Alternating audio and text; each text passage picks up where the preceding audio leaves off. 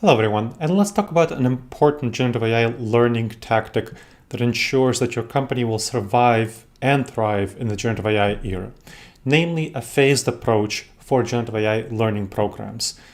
And that will ensure that you have a robust learning strategy for success with a gradual rollout to ensure a smooth and effective adoption.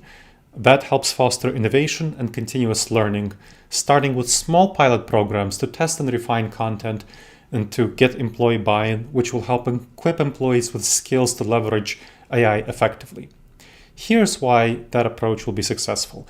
Manages complexity across teams with different skill levels. Pilots act as test beds for high-impact departments. It allows for iterative improvements based on early feedback from people who are more enthusiastic, and thus it gathers valuable data before full-scale deployment.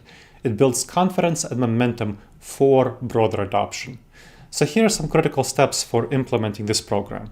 Assess the organizational readiness of your organization and your existing skill levels.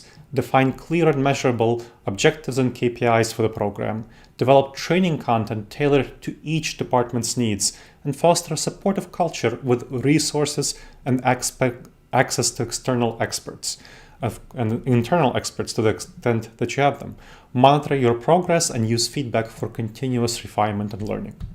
Make sure that your leaders are well invested into this program. Leaders must champion this initiative and ensure that there's a strategic value seen to it across the organization.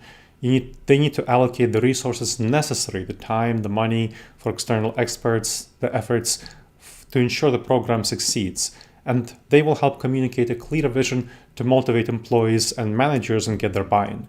Prioritize, of course, ethical considerations and responsible AI usage, and promote transparency in all AI-driven decisions and tools. Here's a case study from a high-tech manufacturer, which I worked with to boost their productivity. So I guided a pilot in product design in particular. The initial 3-month pilot focused on design iteration tools, and the feedback led to more hands-on practical exercises and activities as a result. The design team overall saw 40% rise in proficiency in generative AI. The team also achieved an 18% boost in productivity, which overall led to a 14% productivity gain. So if you want these results, you want to make sure to pursue a phased approach to generative AI learning. I hope you enjoyed this episode of the Wise Decision Maker Show.